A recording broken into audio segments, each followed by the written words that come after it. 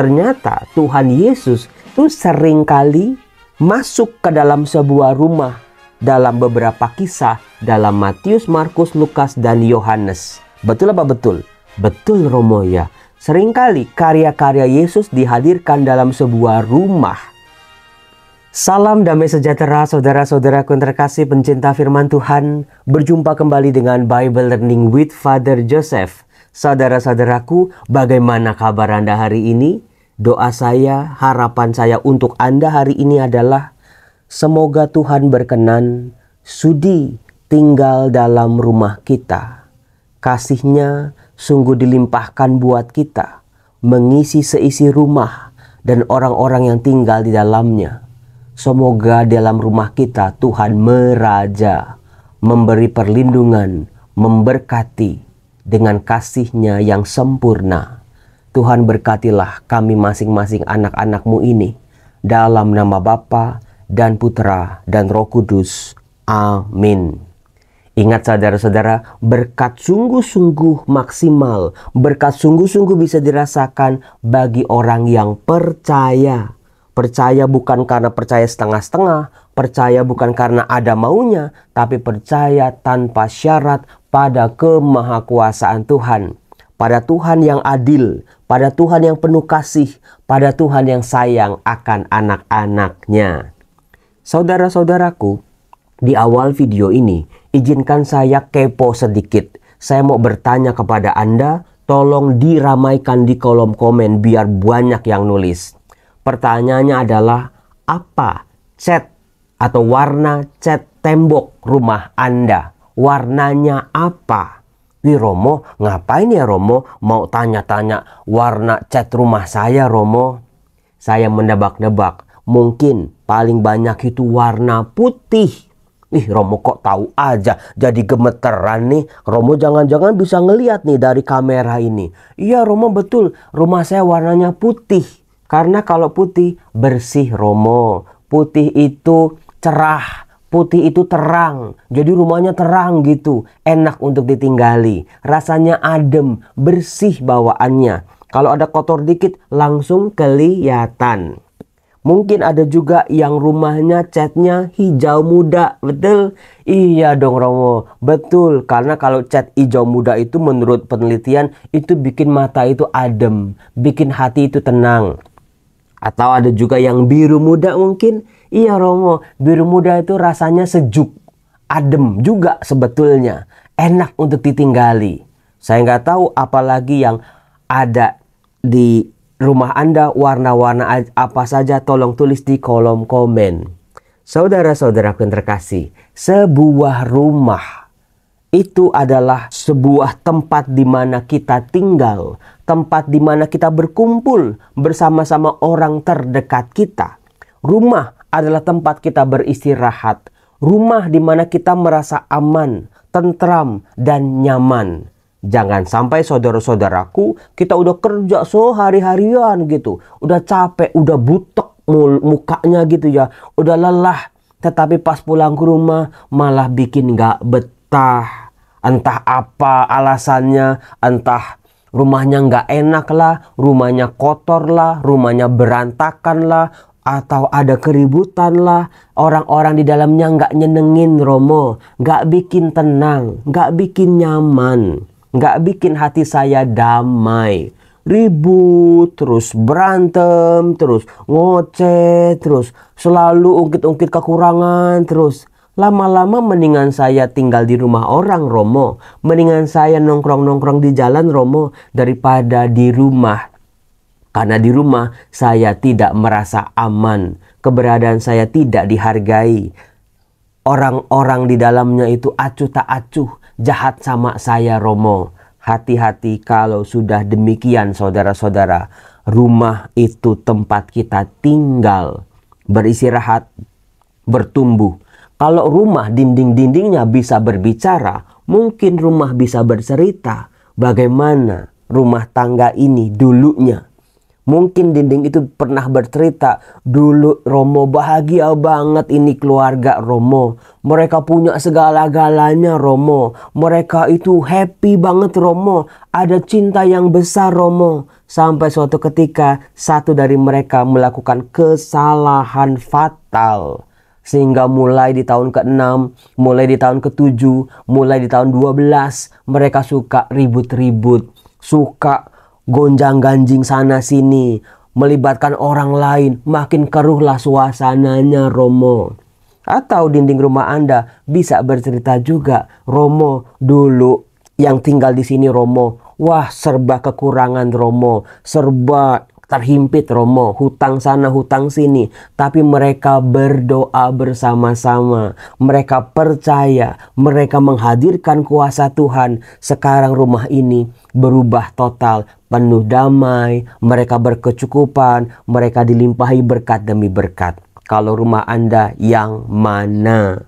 Jangan cuma tulis warnanya aja ya, biru, merah muda, hijau, kuning, putih, tapi silakan tulis dalam hati Anda masing-masing.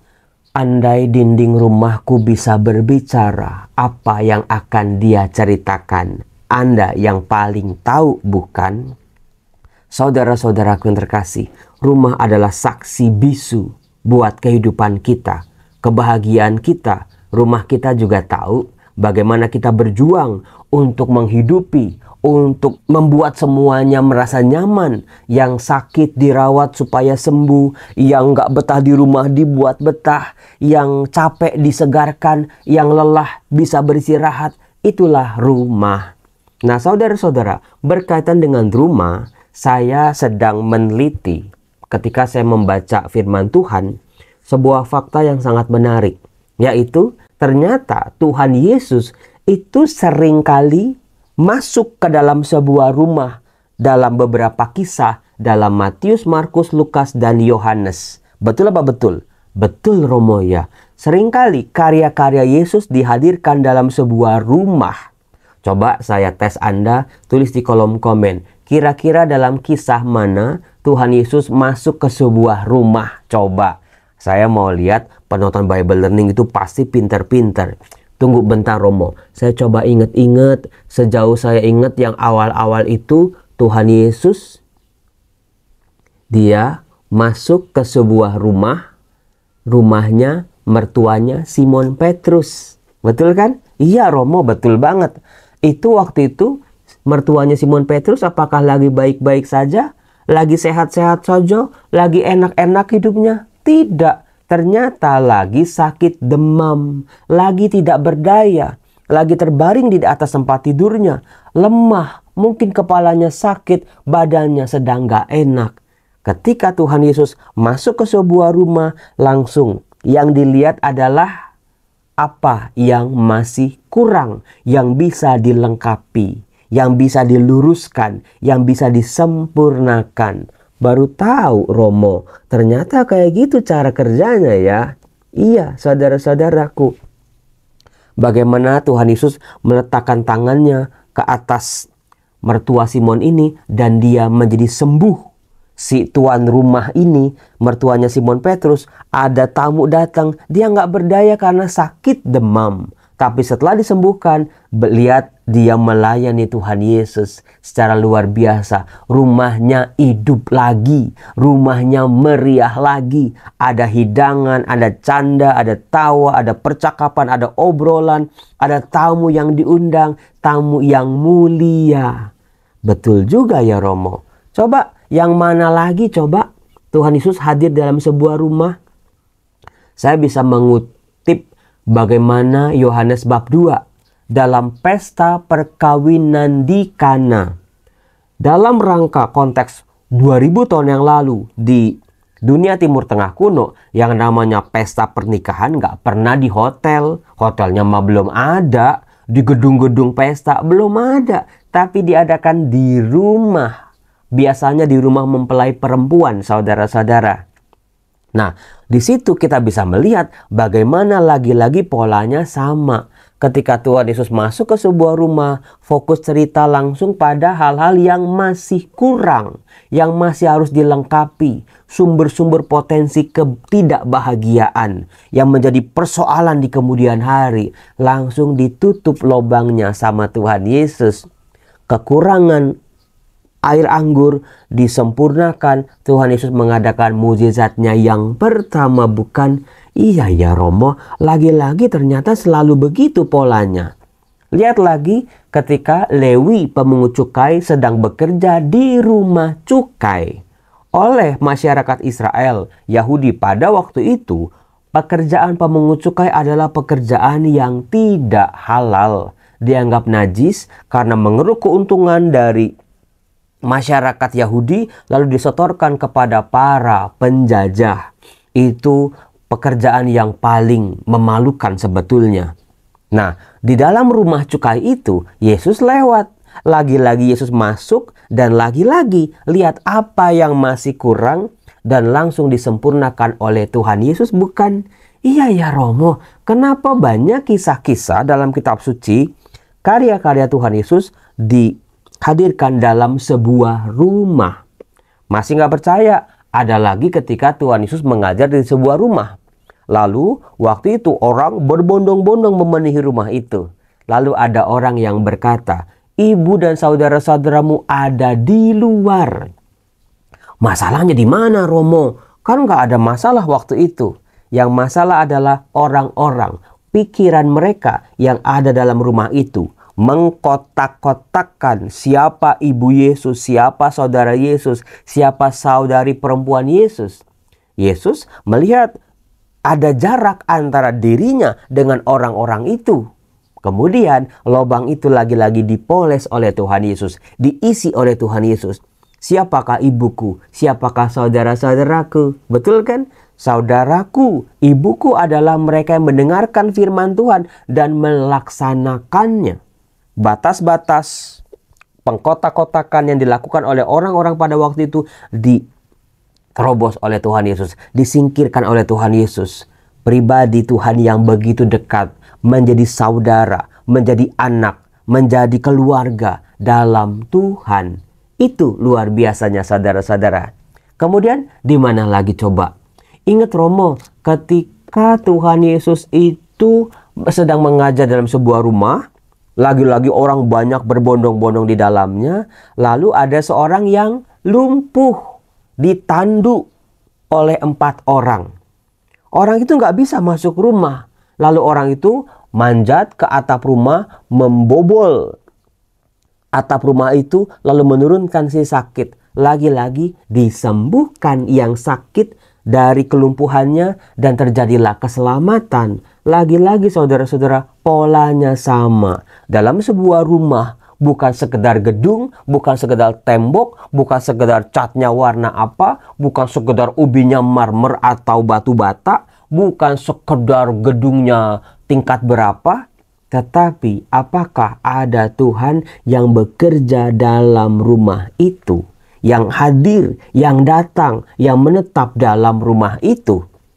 Ada satu kisah ketika Tuhan Yesus datang ke sebuah rumah orang Farisi, namanya Simon waktu itu. Kemudian Anda pasti masih ingat, ada kisah perempuan yang terkenal sebagai orang berdosa. Dia datang, dia menangis di bawah kaki Yesus, dia menyeka kaki Tuhan Yesus dengan minyak wangi, dengan air matanya, dengan rambutnya. Lalu perempuan itu mengalami pengampunan. Saudara-saudara terkasih, ternyata begitu banyak karya-karya yang dilakukan oleh Tuhan Yesus di dalam konteks sebuah rumah. Maka penting sekali menghadirkan Tuhan dalam rumah kita masing-masing. Bukan sekedar ada salib Romo di setiap ruangan. Boleh-boleh saja, bagus-bagus saja. Salibnya sudah diberkati Romo, boleh, bagus. Tetapi apakah orang-orang yang tinggal di dalamnya, masing-masing dari mereka membawa pribadi Tuhan Yesus dalam kehidupan mereka? Nah, ini dia saudara-saudara. Jadi tidak pernah hanya tampak-tampak luar, ornamen-ornamen, hiasan-hiasan saja. Tetapi justru kehadiran Yesus dibawa oleh orang-orang yang tinggal di dalamnya. Kemudian saudara-saudara, masih ada lagi kisah di mana Tuhan Yesus masuk ke rumah Zakheus. Ingat kan, pemungut cukai yang badannya pendek, bagaimana dia berlari, dia berinisiatif, dia naik ke atas pohon untuk melihat Tuhan Yesus. Ketika Tuhan Yesus lewat, dia melihat Zakheus. "Hai Zakheus, turunlah, sebab hari ini aku mau datang ke rumahmu." Dan kita tahu polanya selalu sama. Terjadilah keselamatan dalam rumah itu. Terjadi pertobatan, dirangkul kembali. Orang-orang yang disingkirkan, orang-orang yang terasing di rumahnya sendiri bahkan dirangkul oleh Tuhan Yesus. Berapa banyak di sini penonton Bible Learning yang terasing di rumahnya sendiri? Coba, itu yang paling bikin gak betah. Kubu-kubuan di dalam sebuah rumah. Ibunya sama anak perempuannya biasanya. Suaminya sama anaknya yang lain. Wah, berantem. Bilangin tuh, mama tuh begini. Yang ini juga, bilangin tuh, bapakmu begini. Gak bisa ngobrol, masing-masing terasing dalam rumahnya sendiri. Seperti Zakheus. Dia sudah menghadirkan Tuhan Yesus dalam rumahnya, tapi apa yang diucapkan oleh orang-orang Farisi pada waktu itu, dia terasing di rumahnya sendiri loh. Meskipun mungkin rumahnya besar ya, karena Zakheus itu kaya raya, tetapi apalah daya, dia terasing. Dia seperti orang asing dalam rumahnya sendiri. Rumahnya bukan rumahnya. Itu bagus tuh kalau dijadiin judul sinetron. Saudara-saudara terkasih, rumah tempat kita tinggal, setiap orang di dalamnya berhak dikasihi, berhak dicintai, berhak juga mencintai, berhak juga memberi ampun kepada orang-orang di dalam rumah yang pernah bikin salah. Saudara-saudara terkasih, kesalahan satu orang mungkin dulu kecil. Dia nggak merasa bahagia di dalam rumah. Dia nggak pernah merasa dihargai di dalam sebuah rumah. Lalu ada pribadi lain di luar rumah yang mungkin lebih bisa menghargai dia. Sehingga terjadilah sebuah kesalahan. Dan itu dari yang kecil-kecil dibiarkan, nggak pernah diselesaikan. Lama-lama jadi bom waktu. Bluder. Kalau udah bom waktu meledak, kita nggak bisa berbuat apa-apa. Dari mana caranya, bagaimana cara menyelesaikannya, kita juga tidak tahu. Saudara-saudaraku yang terkasih, hadirkan Tuhan Yesus. Seperti yang diceritakan dalam teks-teks kitab suci. Anda bisa buka-buka kok bagaimana Tuhan Yesus selain mengadakan mukjizat pengajaran di jalan, di sinagoga, di bait Allah, tapi ternyata banyak aktivitas Tuhan Yesus dilakukan dalam sebuah rumah. Orang-orang yang sangat beruntung, yang diceritakan rumahnya, yang diceritakan peristiwa Yesus hadir. Misalnya rumah Yairus, bukan? Bagaimana Yesus datang loh ke rumah Yairus. Karena Yairus mengundang Yesus datang ke rumahnya. Tapi juga ada kalanya perempuan yang sakit pendarahan terjadi kesembuhan di tengah jalan. Jadi saudara-saudara, ada timbal balik di sini. Tuhan Yesus berinisiatif datang ke sebuah rumah, ke rumah seseorang. Di situ ada kekurangan, disempurnakan oleh Tuhan Yesus. Tapi ada kalanya juga orang-orang tertentu ini mengundang Yesus untuk datang ke rumahnya. Terjadilah keselamatan. Jangan biarkan rumah kita seperti rumah istananya Daud. Tahu kan 2 Samuel bab 11, Daud tinggal di istana. Daud punya semuanya, rumahnya luas, istananya megah. Tapi justru di rumah itulah terjadi dosa yang sangat amat mengerikan. Jangan biarkan ada dosa tinggal dalam rumah kita. Nanti buruk konsekuensinya. Kemudian juga rumahnya Herodes, tinggal di istana. Tapi apa daya, terjadi kejahatan demi kejahatan di dalamnya. Ya Romo, baru tahu ya Romo, dosanya Herodes dilakukan di sebuah rumah. Lagi pesta-pesta kok, lagi menari-nari kok Putri Herodias.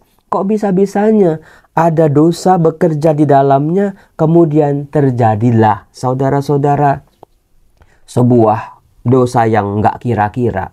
Kemudian juga hati-hati, ada kalanya Tuhan Yesus mengajar dalam sebuah rumah, tiba-tiba ada roh jahat juga nimbrung di tengah-tengah orang banyak itu.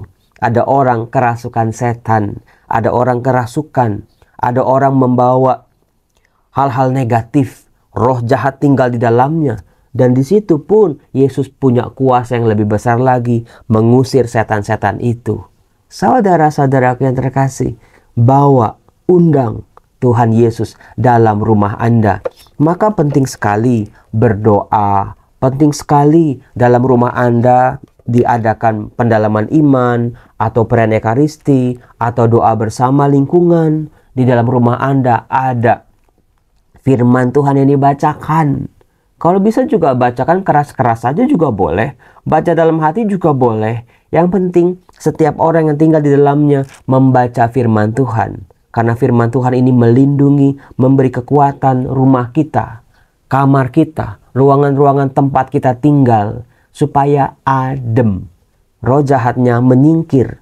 Kuasa-kuasa buruk, noda-noda, hal-hal kotor, kegelapan-kegelapan menyingkir ketika firman Tuhan dibacakan secara teratur. Maka orang seringkali baca firman Tuhan kalau ada masalah, kalau lagi ada butuhnya, baru baca. Di mana romo teks, mana romo untuk gonjang-ganjing suami istri? Di mana romo teks yang bisa mengampuni? Sebelum badai datang, saudara-saudara, siapkan diri kita dengan kekuatan firman.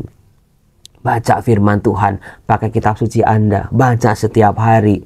Jadikan itu, hadirkan itu dalam rumah kita. Tuhan, aku mau Engkau hadir dalam rumahku. Rumahku yang bersih. Ada tahtamu meraja di situ. Ada ruang doaku, tempat aku bisa berjumpa dengan Engkau. Aku bisa berdoa, bersyukur, berterima kasih, memohon dan meminta. Tempat aku menangis, tempat aku bersuka cita, tempat aku bernyanyi haleluya, haleluya. Tempat aku sungguh-sungguh terpuruk. Tuhan, hadirlah dalam rumahku. Sebab rumahku adalah rumah doa. Salam damai sejahtera, Tuhan Yesus memberkati. Saya sudah pakai batik seperti biasa. Ini Jumat Sabtu ada 4 seminar. Saya nggak tahu gimana ngaturnya ini. Ya namanya juga umat yang minta. Umat makin suka baca firman Tuhan, ya sudahlah. Sabtu Minggu kegiatan saya. Senin, Selasa, Rabu, Kamis, Jumat mengajar. Sabtu Minggu masih ngajar juga. Supaya umat cinta sama firman Tuhan. Salam, Tuhan berkati.